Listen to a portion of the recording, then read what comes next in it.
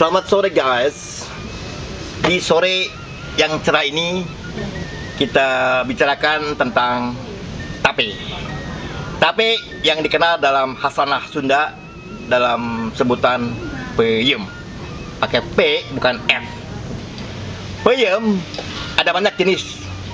Ada banyak ragamnya. Sedikitnya ada 5 jenis peyem di Tatar Pasundan. Di antaranya peyem singkong,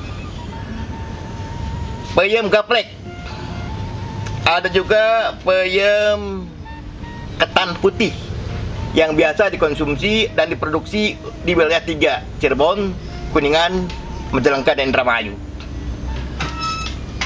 Ada 3 jenis peyem yang sudah hampir punah.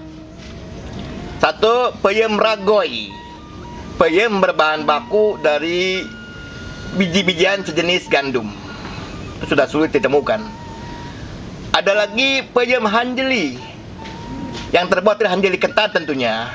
Itu pun sudah tinggal cerita kayaknya. Meski masih bisa dibikin sih. Ada lagi peyem jagung. Jagung bisa dibikin peyem loh. Tentunya tidak semua jenis jagung. Hanya jagung ketan yang bisa dibikin peyem.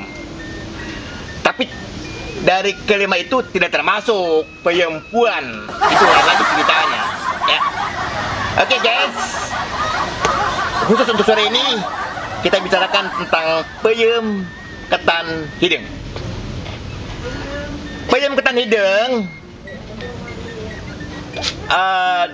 kayaknya hanya dikenal untuk wilayah Jawa Barat ini di wilayah Sumedang, Garut, dan sedikit Tasik. Di luar itu, oh ya, Bandung tentunya. Tidak lagi mereka mengenal peyem ketan hideng. Kalaupun ada Purwakarta, tetap peyem ketan putih. Nah, kalau diurut lebih lanjut, dipersempit, kayaknya peyem ketan hideng ini adalah produk Sumedang. Dalam bahasa lain, ikon Sumedang. Mengapa? Karena di Sumedang inilah terdapat komunitas petani yang sengaja menanam padi ketan hitam. Ada banyak padi ketan hitam, seperti di Garut juga ada tanam, di Subang juga ada tanam, tapi berbeda hasilnya dengan tape ketan hitam yang berbahan baku beras ketan hitam dari Sumedang. Mengapa beda? Karena beras ketan hitam Sumedang ini memiliki varietas tersendiri, varietas puhun bahasa orang Sumedang. Nah, perbedaannya di usia tanam. Beras ketan hitam buhun ini berasal dari padi ketan hitam yang ditanam dalam usia 6 bulan bahkan lebih. Sementara ketan hitam yang ada di pasaran bebas itu umumnya hanya 3-4 bulan saja. Sangat jauh bedanya. Hasilnya tentu beda. Tapi ketan hitam yang dibuat dari ketan hitam Sumedang itu berbeda. Meski sama-sama hitam, hasilnya akan beda. Nah, selanjutnya di ragi. Karena ada 2 yang menentukan kualitas tape ketan hitam. Satu di kualitas beras ketan hitamnya, dan kedua di ragi. Sepanjang yang saya tahu, ragi yang saya coba pelajari dari beberapa sumber produksi ragi, sedikitnya saya beli dari 5 pasar. Pasar Majalaya, Ciparai, Cilenyi, Tanjung Sari, Cimanggung, Ujung Berung, sampai Cicahem, termasuk Pasar Baru Bandung. Hasilnya tidak semua ragi bisa menghasilkan produk tape yang berkualitas. Umumnya kalau tidak kecut itu menghasilkan beras yang tidak merata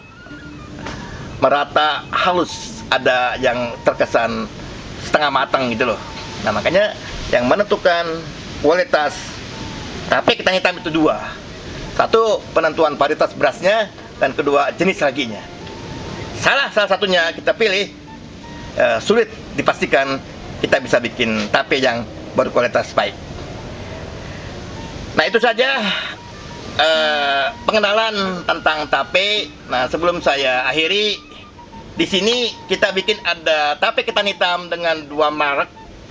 Ada merek Kariit yang sudah kita promosikan kemarin, ada merek Lalamut. Bedanya di proses produksi. Ada proses produksi yang menghasilkan original, tapi ada yang kita proyeksikan untuk soft test, jadi lebih halus, lebih smooth gitu. Kalau yang original itu sedikit agak kasar. Jadi ada yang bermerek Lalamut seperti ini, ada juga yang bermerek Kariit yang sudah kita tempo hari iklankan di kesempatan yang sebelumnya. Kemasannya saya pakai ada 3 jenis. Pertama, botol. Ada 2 ukuran, yang 500 gram, yang 200 gram. Ada juga pakai besek. Di besek ini kita isi 2 kemasan, masing-masing 250 gram. Besek juga ada yang kita bikin kecil-kecil dengan kemasan isi 250 gram juga. Nah, ini saya ambil contoh produk yang sudah matang, yang siap dikonsumsi. Harapan saya kepada stakeholder terkait di pemerintahan daerah Sumedang, saya berharap bahwa produk ini jadikan ikon Sumedang, sehingga Sumedang tidak hanya terkenal dengan tahunya, juga Sumedang bisa terkenal dengan tape ketan, ya. Tentunya ada juga semacam huici lembu atau soto bongko khas Sumedang. Nah, demikian guys yang bisa saya sampaikan. Terima kasih. Assalamualaikum warahmatullahi wabarakatuh.